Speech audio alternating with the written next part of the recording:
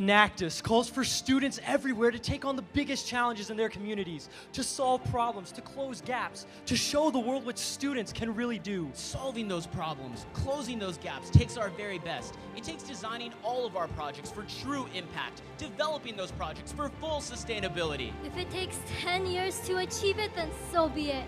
If it means rethinking how we define our projects and build our team, we are ready to act. We believe in learning from our failures, sharing our successes, putting people first when we design our projects, and putting integrity first when we present them. Because that is the spirit of Enactus, that when students lead, there is no challenge too great to overcome. We are here today to fulfill a promise, to show what is possible when students secure every dollar needed to fund our projects, when we ourselves design, implement, and measure our projects, and when we engage whole communities in taking action.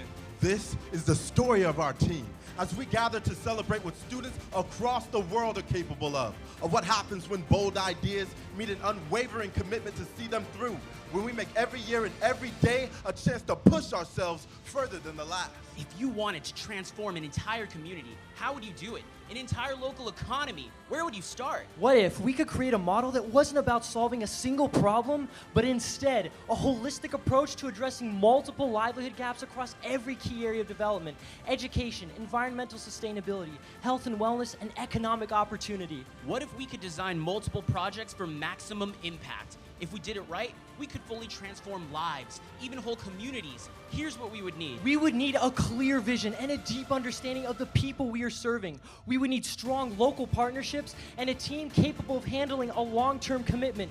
Because doing this takes time. The gaps we're trying to address cannot be bridged in a day, a week, or even a year. But if that is what true impact requires, even if it means we have to completely change how we operate and run ourselves as a team, that's a challenge we must accept. In 2011, this is exactly what our team decided to do by creating the first ever Enactus Field Station. This model would take us further than we had ever gone before, with a 10-year commitment to running a whole series of projects in a single geographic area. We began with a 90-day research period, assessing proposals from members of our team for 6 different locations around the world. Through this process, we chose Denkani Kodai, India, a rural village community 50 miles outside of Bangalore, as the location for our first Enactus Field Station. What followed has surpassed our best hopes and is a testament to what Enactus students everywhere can do when they design for maximum impact. We began in our first year by understanding the most vulnerable in the local population: children. Without access to education, often the only option these children have is to become day laborers, leaving them stuck in a cycle of poverty for the rest of their lives. The only school in the area had the teachers, but was having to turn away hundreds of children each year because there was simply no room for any more students in the existing facilities. So for our first project, we built more classrooms. And today, not only do all children in Denkani Kodai have access to affordable education, but kids from 4 local villages have joined them. While we were building classrooms for these children, we also took the time to learn more about their families.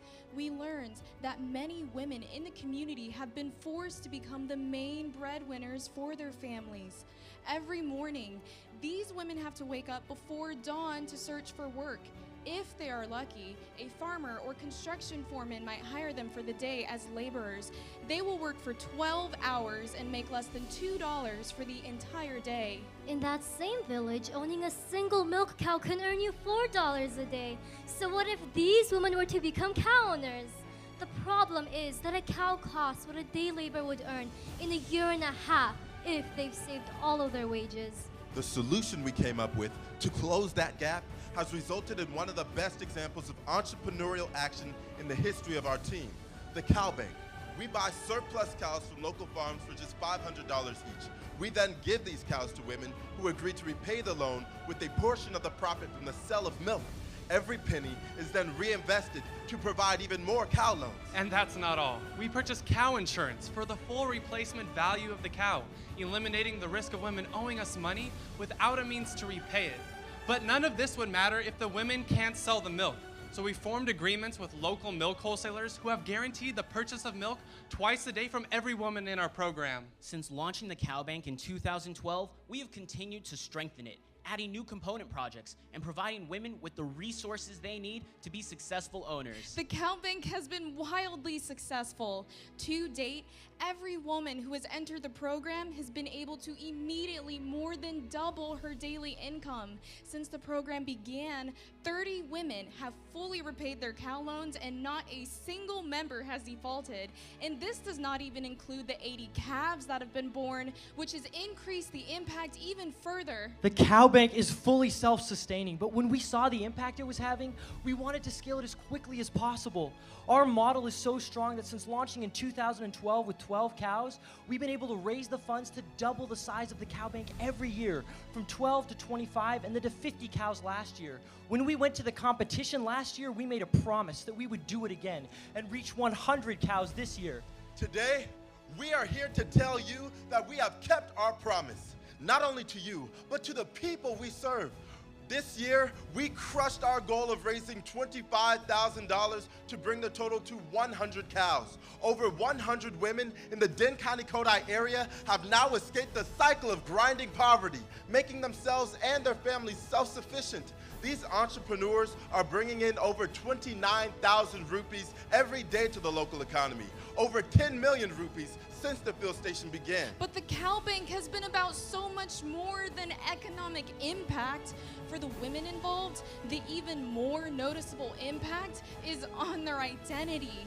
Now that they have a level of economic security that frees them from the bondage of spending every waking moment looking for work, they are able to see themselves as more than laborers. But now, as role models, they're running their own businesses, paying off debt, and supporting their entire families. The stories of these day laborers turned business owners have inspired the younger women in the community.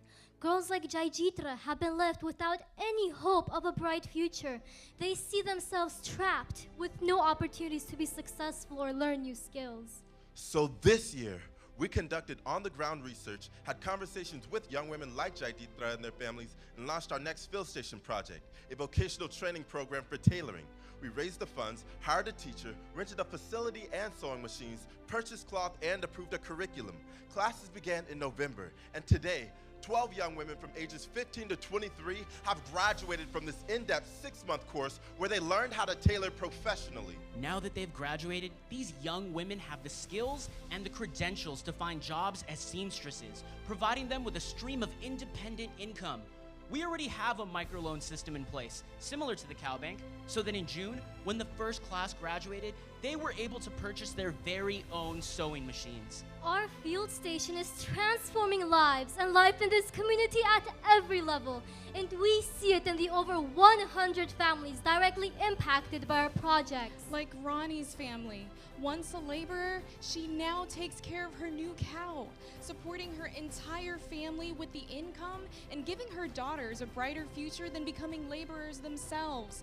Their oldest daughter, Ilama, joined our tailoring program and has already mastered making beautiful dresses. Their youngest daughter, Rajeshvari, is now enrolled in 6th grade, thriving in the very classrooms our team built in 2012. This is what real impact looks like. The India Field Station is a testament to what happens when you combine a strong model with a team that is dedicated to operating high-impact, long-term projects year-round. At every step, we've engaged in a process of constant reevaluation, learning, and improvement. And every year, our successes have built on each other, leading to a level of impact that would have been impossible with a lesser commitment.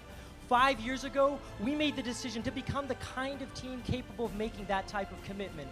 And today, 5 years into the first ever Enactus field station, we are that team. The biggest problems in our communities can only be solved when we bring together all stakeholders and make long-term commitments, when the communities themselves become committed to their own success. That is as true in our local community of Riverside, California, as it is in Dane County, Kodai, India. Riverside is home to one of the highest concentrations of food deserts in the United States. Food deserts are residential tracts where families do not have access to fresh produce due to income, mobility challenges, and location. If you live in one of these food desert neighborhoods, that means your only option for produce might be at the local gas station or a half-hour bus ride to the nearest grocery store. No single model or organization can sustainably close this gap. It's too big for one-day workshops and fundraisers.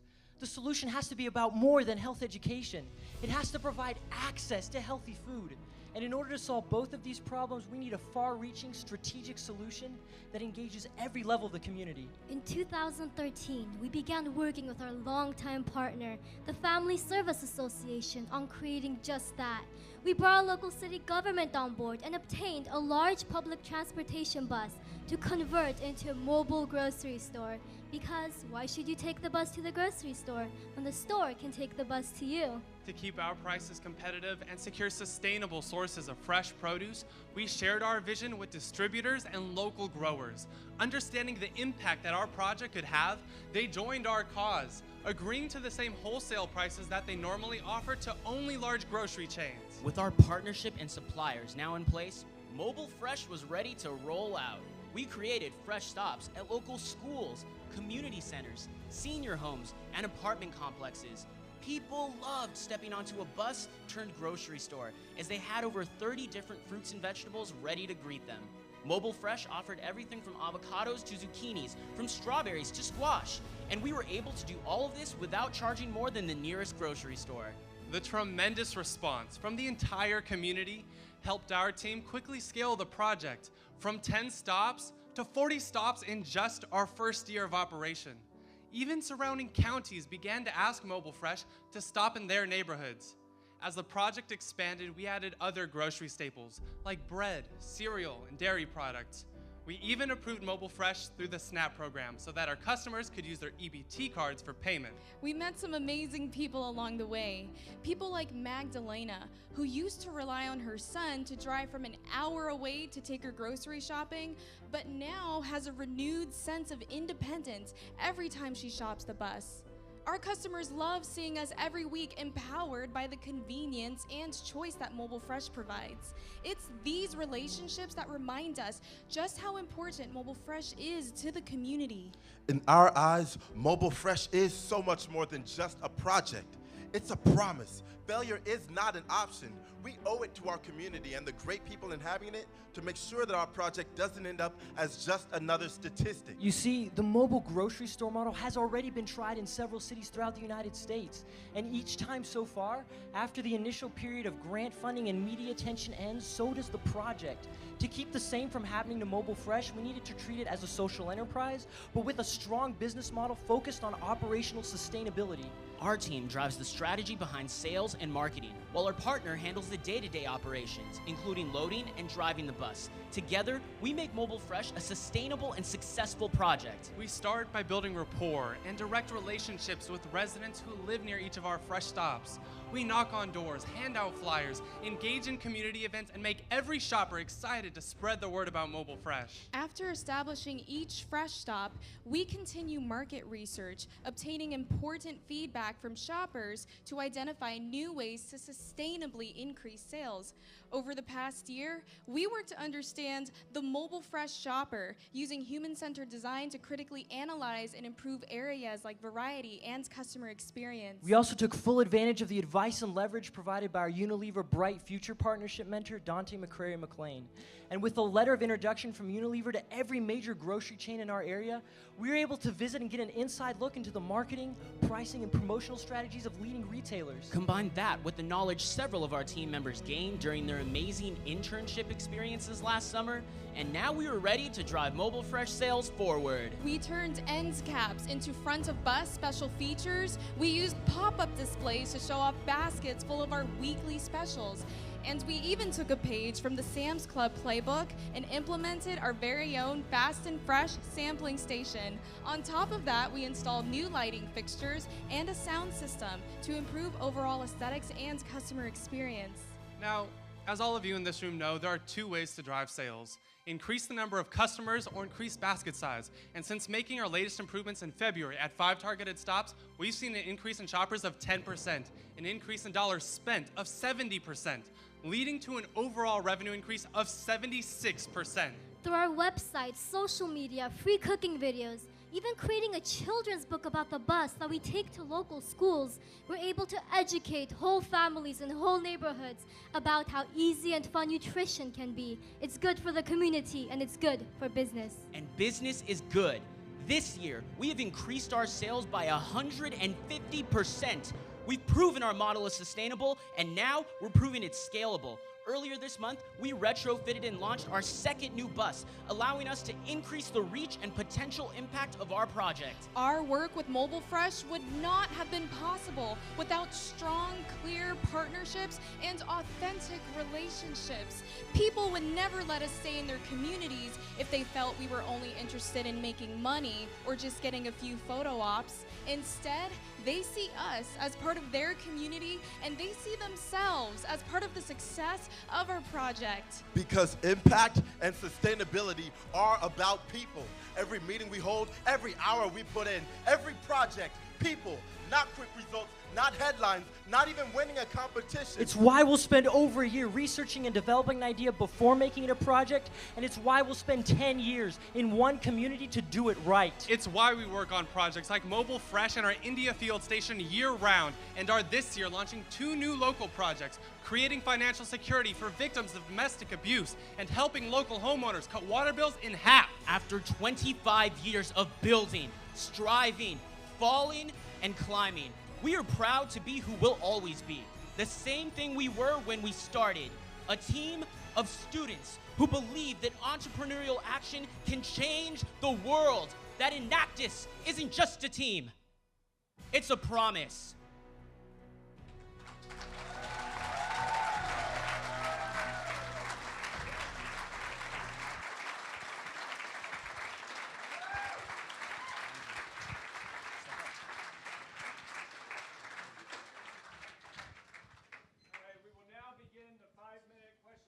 Period. As a reminder, only judges may ask questions, and we'll begin with the lady in the second row here. Thank you for your presentation. If I understand correctly, you prepaid a cow. So could you elaborate a bit more on how you make sure that the women pay, and do you collect money on a daily basis, or just elaborate a bit on that? Of course. So when the women go to the local milk societies, which are the businesses that purchase the milk twice a day, a portion of that revenue is collected by our partners. So our partners are an international nonprofit which we created in India to execute that microloan program called GEDS. And it's operated by 2 full-time employees which get paid on a project basis. And then also they have a team of volunteers which support them.